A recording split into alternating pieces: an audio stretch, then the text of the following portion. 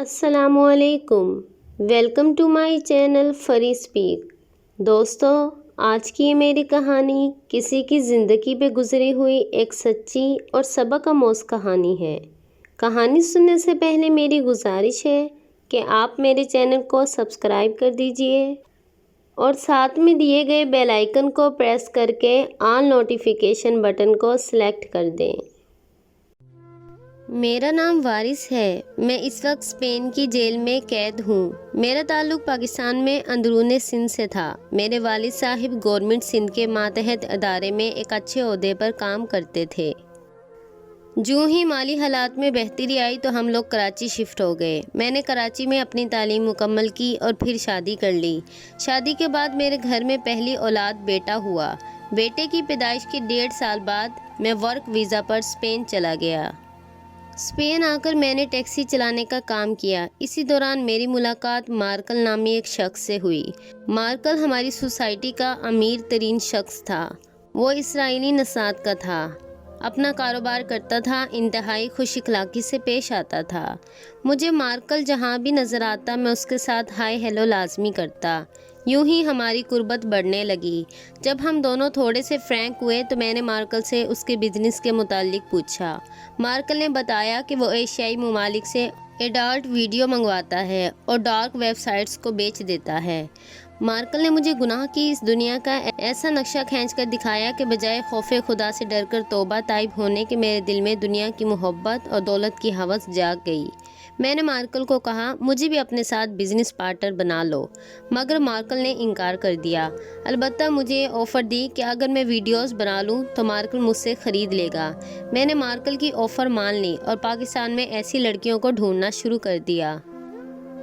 مگر اسپین میں بیٹھ کر پاکستان میں ایسی لڑکی ڈھونڈنا میرے لیے ناممکن تھا۔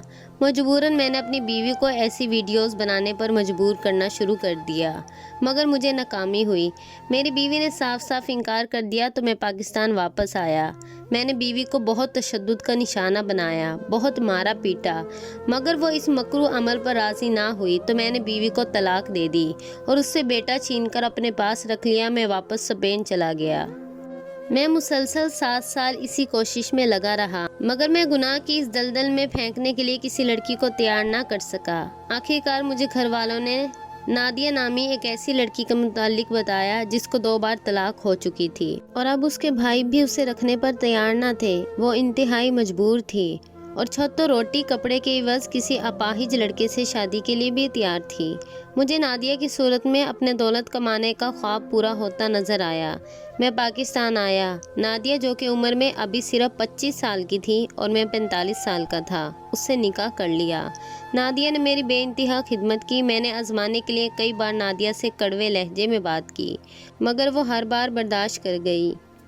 میں تقریباً 7 ماہ پاکستان میں رہا، تب تک نادیہ امید سے ہو گئی تو میں واپس اسپین آ گیا۔ اسپین آ کر میں نے پہلے پہل نادیہ سے نارمل ویڈیوز منگوانا شروع کی، پھر نیم برہنہ ویڈیوز منگوائی اور مارکل کو بیچ دی، یہاں تک کہ آخر میں نے نادیہ کو برہنہ ویڈیوز دینے پر مجبور کرنا شروع کر دیا، مگر نادیہ نے انکار کر دیا۔ میں نے نادیہ کے انکار پر اسے طلاق دینے کی دھمکی دی، مگر نادیہ نہ مانی تو میں نے نادیہ کے پیٹ میں موجود بچے کو اپنا بچہ ماننے سے انکار کر دیا۔ نادیہ جو کہ پہلے ہی زندگی کے ستموں کی ماری تھی، نکاح کے وقت نادیہ کی موجودگی میں نادیہ کے بھائی نے مجھ سے کہا تھا اسے طلاق دے کر میری دہلیز پر نہ بھیجنا۔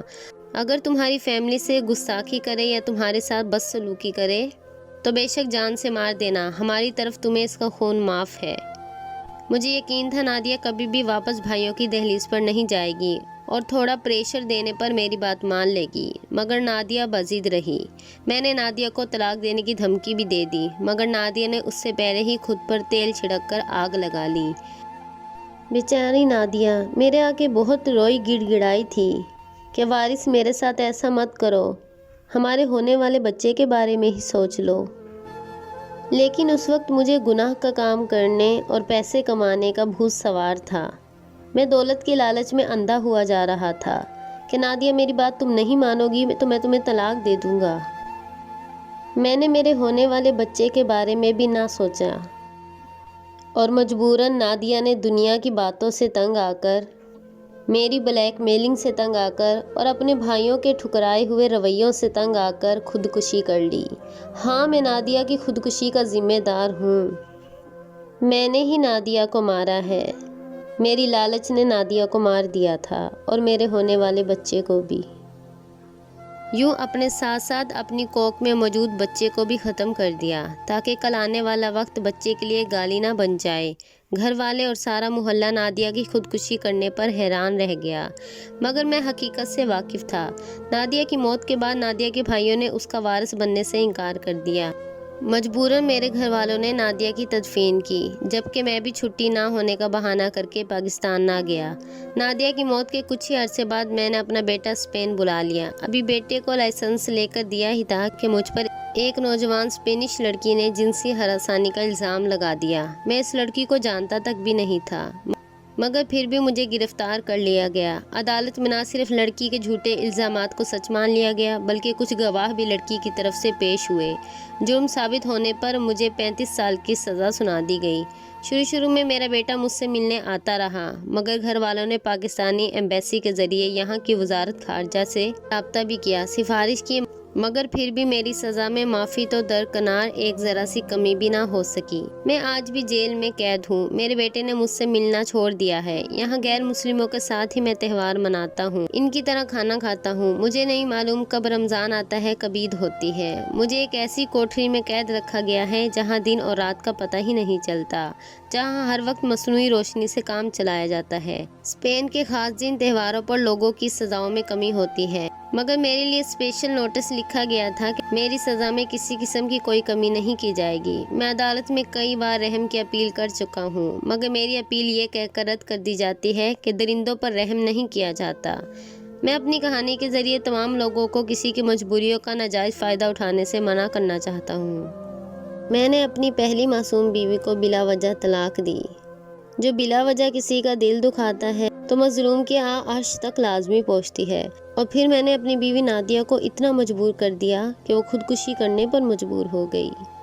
میرا گناہ واقعی بہت بڑا تھا اور مجھے اس کی سزا ایسے ہی ملنی چاہیے تھی۔ میری درخواست ہے ان سب دوستوں سے جو کسی کا مجبوری کا فائدہ اٹھاتے ہیں، آپ کسی کے ساتھ کچھ غلط کرو گے تو کل کو یقیناً آپ کے ساتھ بھی برا ہی ہوگا۔ یہ دنیا مکافات عمل ہے، مکافات اٹل ہے۔ مکافات کی چکی چلتی بہت آہستہ ہے، مگر پیستی بہت باریکی سے ہے۔ دوستو، امید ہے آپ کو آج کی ہماری کہانی پسند آئی ہوگی۔ آپ بھی اپنی قیمتی رائے کا اظہار کمنٹ سیکشن میں ضرور دیجیے گا، اور ہماری ویڈیو کو زیادہ سے زیادہ لائک اور شیئر کرنا مت بھولیے گا۔